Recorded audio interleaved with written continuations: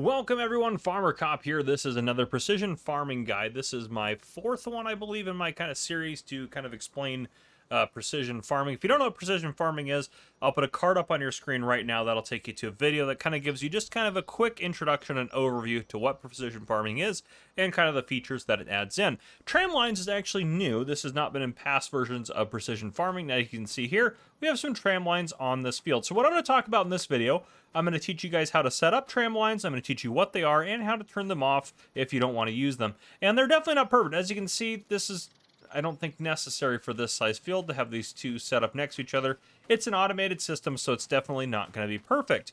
Yeah, so I just want to be clear about that.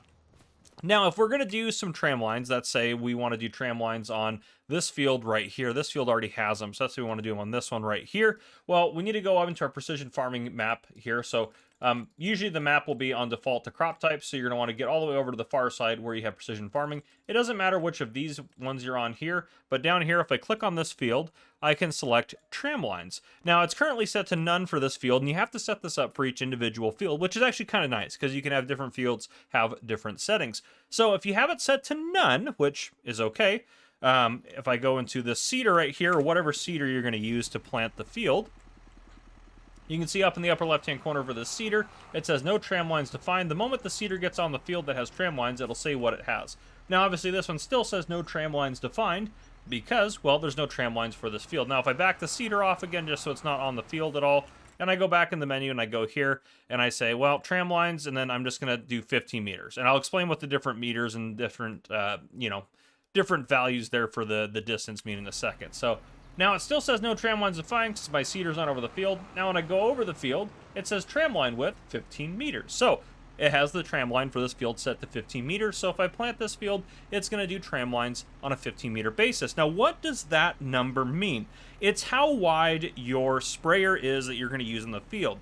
That's what it means. Or any piece of equipment. Because eventually, after the crops start to grow, you are going to have to do some spot spraying for weeds, and potentially, depending on how you seed it, you may have to put down some nitrogen via some fertilizer. So you may have to still put herbicide and fertilizer down on your field. So that's kind of what the tram lines are about. Now, if I click on it here, I can hit set tram lines again. I can do 15, 18, 20, 21, 24, 27, 28, 30, 33, 36, 39, 42, 44, 45, 51, 52, 54, 60, and none. So you can go all the way up to 60, and of course the smallest is 15. I kind of wish the tramline setting was just kind of any number you wanted, because eventually when we get modded sprayers and stuff like that, they may not have the number that's in here, but maybe it already is set up to adjust for that.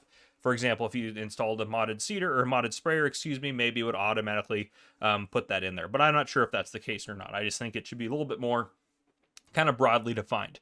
But so now that you know how to kind of set them up and get them in, now basically when you're seeding after you set up a tram line, you're not going to see the tram lines. But the moment the crops start to grow, which these ones are in their first growth state here, you'll actually see the tram lines on the field there. Now the purpose for these is if you're playing with crop destruction on right in here, let's go, where is it at? Right here, crop destruction on. If you're playing with that on, what that's going to do and what that's going to mean for you is as you drive over the field, obviously the crops are going to get destroyed by your tires. But if you have tram lines, you can drive in the tram lines, not destroying any crops, and get, what you need to done on the field.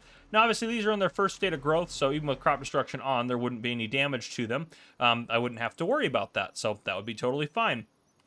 But yeah, again, for that purpose there, they're kind of a more realism thing if you wanted to do that. Now, yes, they are a new feature, and if you don't want to use them, again, just set that to none, and I could go to any field. Let's say I set this one already to, if I went to tram lines here, it's set to 24 meters because I'm using a 24-meter sprayer. I could easily set that back down to none if I wanted to not deal with it. So it's totally up to you. This sprayer I'm using is 24 meters. If you want to know how wide your sprayer is, look at the sprayer you own in the shop. This one is 24 meters wide. This one is 27 to 33, so when you come in here, make sure if you have it at the 27-meter configuration, you set the tram lines at 27. If you have it at 30 or 33, just make sure you set that to the appropriate tram line for what your sprayer's width is. And now, obviously, just using it is pretty straightforward. I talk about spraying and that sort of stuff in a different video, but in terms of how to use them, again, it's pretty straightforward. You're just able to drive on the rows right here, and it should be about the width of your sprayer. You can see the sprayer is able to go up and down there, and you don't have to drive over the crops or worry about that. Now, the other thing, too, that Giants has announced that I haven't actually tested yet, they said that with this would also work perfectly with GPS. So I'm just going to go in here. I'm going to set this guy to steering assist and hit OK. And that does look like it's pretty spot on. And I think that that is how they're using, or what kind of system they're using to calculate. You can see it's maybe a little bit off, maybe a little askew, but not too bad. And you can see that line goes that way with the tram line. So you have that GPS line going that way. And the reason there's two here is because there's actually two lines on the GPS track there, which is a little obnoxious maybe, but it is what it is. It'd be better if they just maybe put it in the middle, but that's how the GPS functions, and that's kind of how the game is calculating these tram lines, which is pretty cool.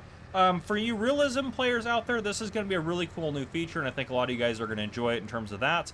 If you don't play realistically and you just want to do precision farming as you did before and turn crop destruction on, or shoot, you can leave crop destruction on and destroy crops as you go over them, totally up to you.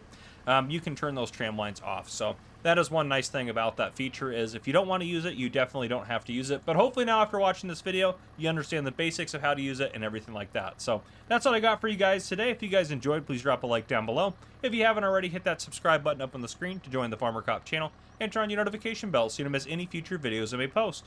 This has been Farmer Cop. Thank you guys for coming and watching. I'll see you guys in the next one.